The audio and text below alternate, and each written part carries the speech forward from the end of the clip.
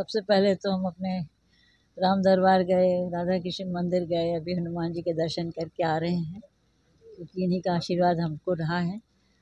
और यहाँ के मतदाताओं ने जो आशीर्वाद दिया, जो हमारे कांग्रेस के कार्यकर्ताओं ने जो हमारे लिए मेहनत की और विषम परिस्थितियों में जीत को हासिल किया, तो निश्चित रूप से आभार देने मुझे आना था। अभी शपथ नहीं हुई, उसके पहले मैं आई हूँ। बहुत अच्छा लग रहा है, लोगों को भी अच्छा लग रहा है, मुझे भी अच्छा लग रहा है। आम जनता कैसा सहयोग रहा है?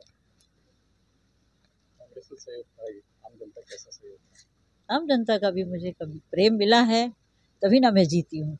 कांग्रेस के कार्यकर्ताओं उनका भी काम है, मतदाताओं ने भी आशीर्वाद दिया, तो निश्चित रूप से सभी का सहयोग मिला। विधानसभा में करारी हार का सामना करना पड़ा था, तीनों विधानसभा क्षेत्र आपने तीनों विधानसभा में जीत हासिल की है। और लोकसभा का और विधानसभा का चुनाव अलग अलग मुद्दों पे होता है।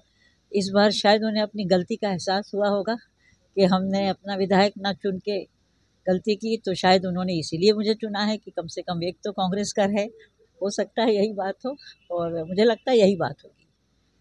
आपका प्रत्याशी के द्वारा लगातार आरोप लगाए गए लोकसभा चुनाव में, उसके बाद भी करारी हार का सामना करना पड़ा। देखिए, विजय तो सत्य की होती है।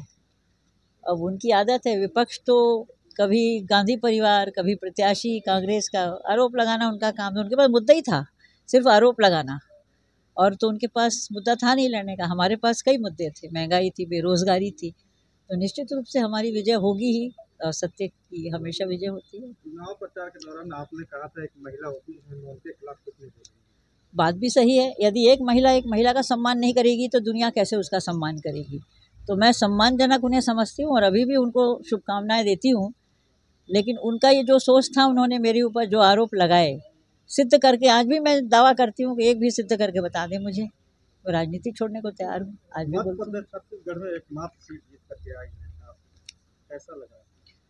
देखिए, मुझे तो अच्छा नहीं लग रहा कि मैं अकेली यहाँ से जीती। काश कि मेरे सहयोगी और भी मेरे साथी जीतते, तो निश्चित रूप से राहुल जी को इससे फ़ायदा ही होता।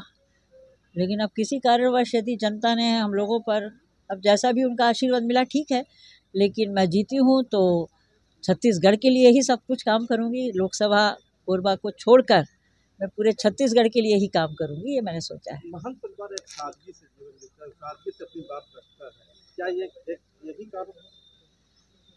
जी हाँ, एक स्वभाव होता है, व्यक्तित्व होता है, और कांग्रेस की हमारे जो आशीर्वाद है ऊपर वालों का, खड़गे जी का, सोनिया जी का, उन्होंने मुझे जिस भरोसे से टिकट दिया, और हमारे मतदाताओं को मैं यूँ आभारी हूँ कि उन्होंने उस भरोसे को बरकरार रखा।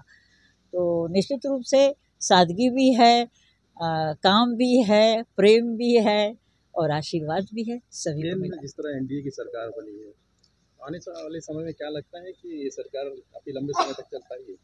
इसके लिए तो खड़गे जी ने भी कहा है कि कभी भी एक आधी बैसाखी गिर गई तो मुश्किल होगी।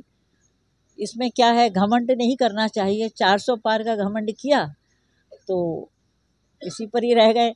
तो अब बैसाखियों से चल रहे हैं मोदी जी, देखते हैं कितने दिन तक साथ के चलते हैं। वैसे उनकी तो आदत है ही है, खरीद फरोख्त करके सांसदों को खरीदना, सरकारों को गिराना। हो सकता है कुछ करें आने के लिए। अब दोबारा जीत के आई हैं, अब क्षेत्र के लिए क्या ऐसी प्राथमिकता रहेगी? प्राथमिकता मेरी पहले भी थी, स्वास्थ्य की, शिक्षा की, सड़क की, जल की, जो अभी अधूरी हैं, पूरी नहीं हुई, क्योंकि पूरा काल हमको मिला नहीं। पंचवर्षीय जो था, कोरोना काल में हमको उतना समय नहीं मिला। लेकिन इस बार पूरे 5 साल तक जो अधूरे काम हैं, जो हमारे मतदाताओं के सपने हैं, जो हमारे कार्यकर्ताओं के सपने हैं, और जो मोहन जी के सपने हैं जो पहले नहीं हो पाए, तो मैं पूरा करूँगी। जल जीवन मिशन में काफी भ्रष्टाचार हुए हैं, लोगों को पानी आज तक नहीं पहुंचा। जल जीवन मिशन फेल है, शौचालय फेल है। अभी मोदी जी कह जरूर रहे कि हर घर में नल पहुंचाए, नल तो पहुंचा दिया, पानी कहाँ पहुंचाया। तो यही पूरा करना है। क्या लगता है इस योजना में भ्रष्टाचार हुआ? देखिए, मैं इस बारे में कुछ नहीं कहूँगी जब तक कि मेरे ऊपर सबूत ना आए। मैं निराधार कोई चीज़ बोलती नहीं हूँ। जांच कराएंगे इसकी? बिल्कुल जांच करवाऊंगी, कलेक्टर लोग कहूँगी कि इसके दिए करें, और जो भी हो सकता है हमारी जनता को कम से कम पानी तो मिलना चाहिए। लगातार सभी ट्रेनें कैंसिल हो रही है, बहुत से ट्रेनें कैंसिल है, लोग परेशान हैं। मैं सुन नहीं पाई।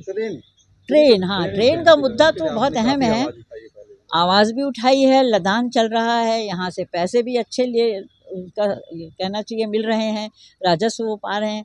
लेकिन हमारे जो एक मिनी भारत है, ये पूरा लोकसभा, बाहर के लोग रहते हैं, ट्रेन की व्यवस्था क्यों नहीं कर पा रहे हैं। अभी पिछले 20 दिन बाद पहले मेरे को मिले थे रेल मंत्री, जो अभी फिर से रेल प्रभार उनको मिला है।